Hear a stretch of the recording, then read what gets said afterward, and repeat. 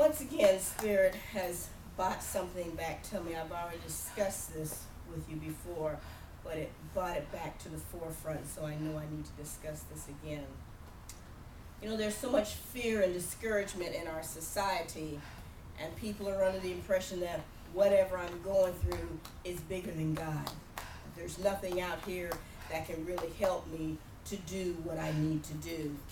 You know, that's what unbelief says. That's what worry says. But I'm here to tell you again, stop telling God how big your storm is and tell your storm how big your God is. So what is this big thing that's making you feel afraid or discouraged? Those bills seem bigger than God. Really? This crisis is bigger than God. Really? This pain, this illness, this heartbreak, this betrayal, this family problem, is it bigger than God? It's nowhere near the size of our Creator. Compared to you, yes, your obstacle is huge, but you belong to a God who created and controls 100 billion galaxies and everything in it. So nothing you can experience on the physical plane is bigger than our God. So why not measure your seeming monster against Him? Because once you do that, you'll find your fear turns into faith and that your stress melts away into peace. You know, we serve an awesome God, an unfailing God.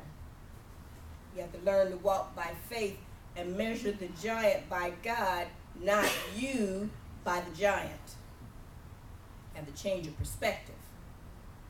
Cryon tells us that a true master understands their spiritual resources are the collective energy of everything, and therefore is known by God.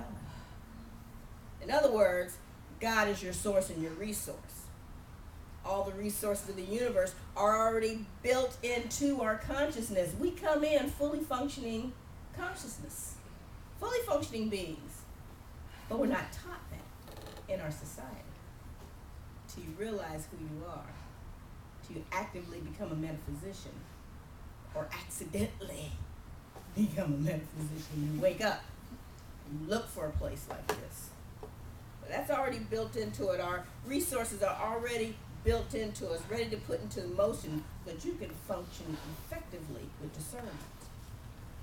Now, I know some of you are sitting there saying, well, you know, if God is my source and my resource, Reverend Sheila, why am I still experiencing illness? Why am I still experiencing lack? Why am I still experiencing jealousy and anger in my life? My answer to you is this: where does your consciousness lie? Where does your consciousness lie? What are you really paying attention to? And are you caught up in that it's bigger than God illusion? Are you giving away, or have you given away your personal power to someone or something? You know, some of us walk around on eggshells, you know, don't know what to do or how to react to someone or something in our lifetime, because we may inadvertently provoke them into a confrontation, because, you know, we don't like to be confronted. We don't like confrontation. So are you living your truth? Or are you allowing someone else to shove their truth down your throat? That's the question. That's the question. The Course in Miracles reminds us of what? What someone else thinks or says about us is what? None of our business.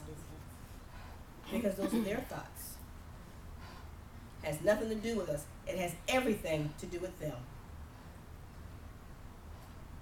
Sometimes you have to use your spiritual discernment and decide to clear the camp, as I call it. You know, you got to kick in a few doors. But still, walk gently, speak gently, carry a big stick if you have to, because you might have to use it. But use it with compassion. As you clear that road, use it with compassion. That's all. In the midst of chaos, change will come. That's the one thing that I can say about chaos in your life. Change will come. You got chaos going on? Oh yeah. Change is on its way, my brothers and sisters. and according to your consciousness will be the type of change that comes. So be careful what you ask for, because you might get it and a whole lot more.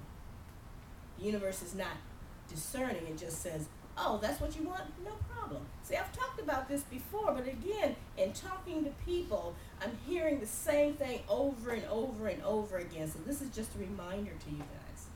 So you're saying, well, yeah, she talks about that all the time. I'm bringing it back to you. Because obviously they haven't gotten it yet.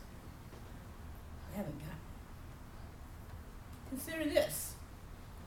It's just to throw a little something else to chew on out there.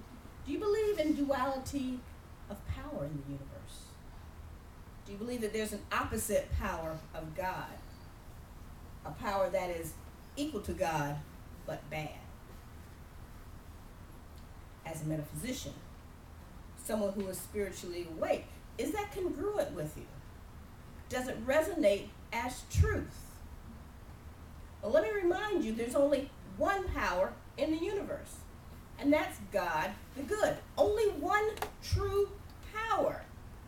Omnipotent, omnipresent, omniscient. One power, one presence, one knowledge.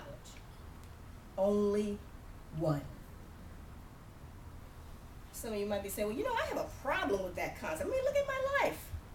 Got lack, disease, appearance of evil in my life, challenges galore. Where is God in all of this? If there is only one power, why am I experiencing all of these things that say otherwise? You believe those things are bigger than God? And I challenge you with this response. The problem of lack, disease, and evil will continue to be a problem as long as you believe that they have power in your life and consequently power over you. See, that's the problem with duality, believing in duality. And for some of you, this is a really new concept, but something you need to understand. It's just another piece of your puzzle. It's just something else to put into your repertoire. It's part of the learning curve as metaphysicians.